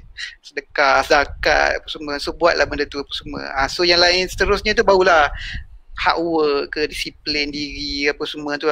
Go lah dengan diri sendiri. Macam aku kalau nak sembang bab disiplin, aku sendiri pun tak ada disiplin sebab work memang 100% at home. Kan at home 100% dengan TV, dengan PS4 kan, nasib baik PS4 belum PS5 lah apa semua. Uish, kan macam-macam. Kan, so pengaruh-pengaruh tu. So disiplin diri, macam-macam lah. Semua tu rasanya Cik Lara kita ke Puan Lara kita boleh fikir sendirilah, relate sendirilah. Tapi memang aku setuju lah dengan apa yang Ustaz ini beritahu tadi. Kita bila jadi freelance ni, bos kita adalah Tuhan. Bos kita, majikan kita adalah Tuhan. Sebab kita tak ada bos, kita tak ada majikan. So kalau kita ada majikan, kita akan bergantung pada majikan, kita tunggu gaji dari majikan. No, kita bergantung pada atas kan. Sangat setuju lah. Memang kalau korang buat betul-betul and susun betul-betul, zakat jangan tinggal, apa lagi sedekah jangan tinggal, dia kadang-kadang dia akan ada macam betul rezeki terpijak. Jadi rezeki berepuk kan akan wujud. Sebab kita punya pergantungan kita kepada Tuhan. Kita freelance, kita tak ada gaji bulan-bulan. Jadi kalau you ada gaji bulan-bulan, you rajin macam mana bulan tu, you malas macam mana bulan tu, ujung bulan dapat gaji. Tapi freelance, kalau you malas, macam mana bro? Pernah tak ada rasa malas tu? Pernah datang tak? Satu bulan tu memang malas gila, drop kan? Betul, ada pernah seminggu, sebulan tu tak pernah lah sampai sebulan tak buat apa kan. Sebab lama-lama dia jadi tak boleh duduk kan. Tapi pernah lah sampai seminggu dekat 2 minggu kadang-kadang tak buat apa. Tapi masa tu sebab dia sebenarnya kadang-kadang sebab reward diri kan. Macam last month memang betul-betul push kan, ke memang betul-betul hit ke, dapat sale ke, dapat payment ke kan. So kan 5 angka 6 angka, so macam dia tu. Bila bulan depan tu relax lah sikit. Dia macam tu lah kan. Bagi reward sikit lah. Bagi reward lah. Cuma kadang-kadang tu dia membawa-bawa lah sampai seminggu, 2 minggu kan, tak buat apa, sekadar kadang-kadang tengok YouTube, tutorial, study, main game, tengok buatlah apa-apa kan, uruskan anak apa semua, family gitu je lah kan. Okay. Thank you so much bro. For your time. Aku nak tambah sikit lah. Mungkin pada yang nak mula jadi freelance tu, tak semestinya you pakai platform. Mesti kalau you tak pakai platform pun boleh. Tapi bagi aku lah, pendapat aku sebagai orang yang dilahirkan melalui platform freelancer.com dan juga upwork.com, yes, platform is the best way for you to start. Dan sebab kalau alam-alam ni nak beritahu jugalah, untuk cara untuk start ialah you masuk kelas lah. Saya terus letak share kat situ. Siapa yang nak belajar freelance, ada tak? Uish, dia macam tak jadi sangat tu. Apa tu, tak susun elok tu. Tak susun elok. Tak apa, nanti aku check balik lah. Tapi adalah boleh contact nombor tu. Aku bagi nombor lah senang cerita bawah ni. Saat susun elok kan. Okay, siapa yang nak belajar freelance, sebab yelah, MDEC pun ada satu program, dia namakan sebagai Glow Penjana. So boleh join percuma saja, tak perlu bayar. Okay, aku rasa lah it's the best way lah. Sebab aku dulu pun start dengan belajar macam ni. Dia sebenarnya tak sebenarnya you belajar freelance memang kekal buat dalam platform. No. Bagi aku lah bro, pengalaman aku jadi seorang freelancer ni, apa yang aku paling mahal aku belajar ialah mindset. Mindset tu jadi seorang freelance tu, yang itu yang mahal. Bila you jadi mindset jadi seorang freelance, you boleh buat apa-apa saja. Tengok sekarang ada Pencil Studio, ada Garrett Apparel. Kalau tak kerana ada mindset freelance, boleh buat tak semua tu rasa? Mindset freelance tu dia berkait dengan Big Y lah. Sebenarnya kena tanya dulu apa Big Y kita nak, kalau yang dah ada kerja lah kan. Kalau yang dah ada kerja, kenapa nak go freelance? Kalau dah memang tengah buat, kenapa nak berhenti kerja? Kalau yang belum buat, okay, mungkin Big Y dia sebab tak ada kerja, kan. So sebenarnya dia dekat Big Y dia tu. Macam aku sendiri pun adalah Big Y kan. Kenapa sekarang ni kekal? Tapi benda yang aku paling nak sebenarnya masa lah. Kan, masa bersama, masa uruskan family, ialah ada masalah kesihatan sikit-sikit. Kadang-kadang dululah, masa awal-awal dulu, anak kena selalu ada appointment tiap bulan, ada 2-3 kali appointment hospital. So masa kata tak boleh lah, Cik nak WhatsApp bos cuti lah apa semua kan. So tak syok lah, saya cakap okay, go freelance lah. So dari situ lah. Anak kita orang sebaya tau. Birthday sama.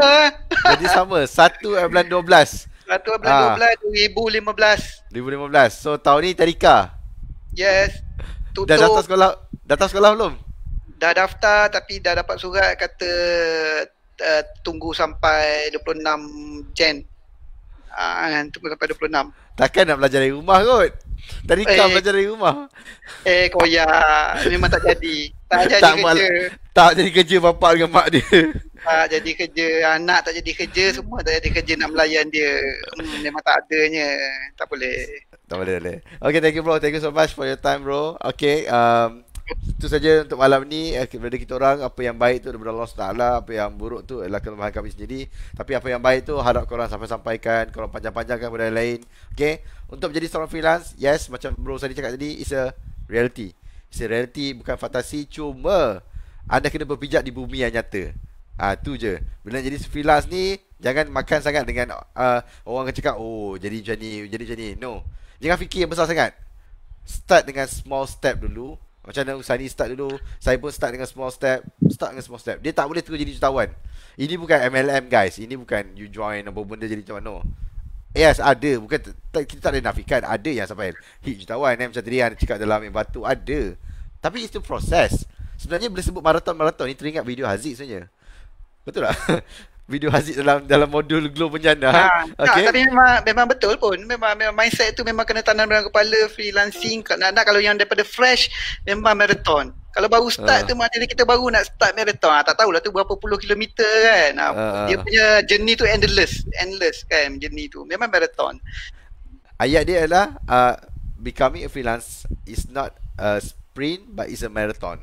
Jadi seorang freelance is not satu larian pecut, tapi satu larian jalan panjang. Berapa panjang dia? Wallahualam. Okay. Endless.